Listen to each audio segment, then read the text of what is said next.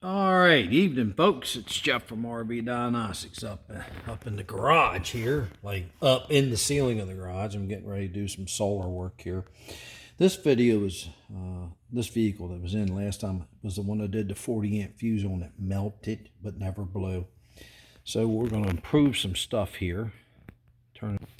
This is AM solar. Okay, now got a negative block and a positive block, and you can configure them any way you want, this way or that way, or at 1 2 3 4 slots, two here, or two here and two here. All right, and it's sealed really good.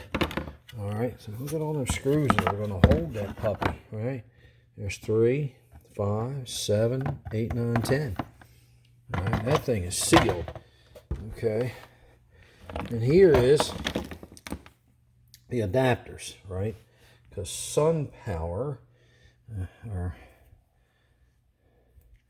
they have different adapters. So these go in there. So what size wrench do you need? It comes with one, but this one didn't fit that good. It's 27 millimeters. And I happen to have a thin wrench. All right, so 27 millimeter would go in there, right? Right here, hold that. There you go. And then I got a big one. Actually 27 millimeters, the 16. I know some of you out there call me a underqualified backyard mechanic because I was using standard on metric. But let me tell you something, half a millimeter really ain't going to matter a difference, okay? You're not torquing down a cylinder head on a diesel. Well, I got to get the old stuff off, okay? I got screwdrivers up here. I got the multimeter. I got this. All right, so I'm going to get this off first, okay? I'll put you on pause. It's pretty self-explanatory. This is the sealant that I put in before because the burnt up fuse was down in there. If you remember, watch. I'll link you to the other video. All right, here's Jeff. I'll put you on pause. All right, so we got the old one up. The new one's in position. I'm choosing to do it this way, which is good about this. Put you on pause to get in my position. All right, so we're back. All right, so my positive and negative are going to go here, and they're going to go offset. Okay, and then this one, I'm going to bring them right here. This is to the other panel, add on. I got to go down and punch these holes out. And then, of course, red goes to red, and then black goes to black. Your bigger screws right here are for the heavy gauge wire, which is your inputs. Right, green is ground, and in this case, yellow is power. So I'm going to peel this back, put it in one of these. They give you 3, okay? So you have different options, depends how tight the wires are coming in, like configuration. Now this one here will darn near go right there, okay? So, all right, so we just got a screwdriver basically. And all these, I thought I loosened up. Of course, I left a few out, right? So there you go. Here you go. That's for your output wire. These are input wires, right? Each one is a 100-watt panel, right?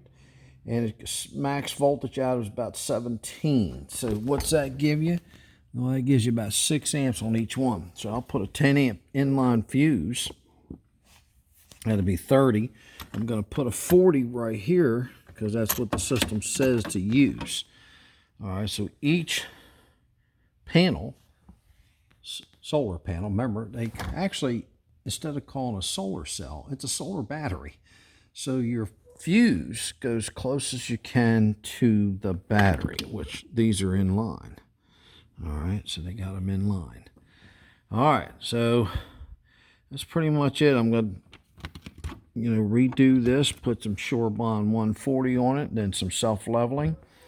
And remember, when these are down in there, this plate has this honeycomb grid on it and a double lap seal, which goes right around here.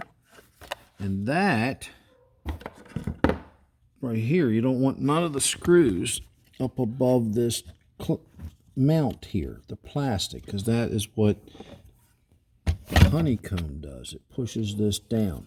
So whatever one I don't use, I'll screw back in. All right. So this one, I'll just take it right now. And this is an upgrade. He can put many. You see one on here. I have to finish the controller. All right. Modify the controller. All right. See, that screw is below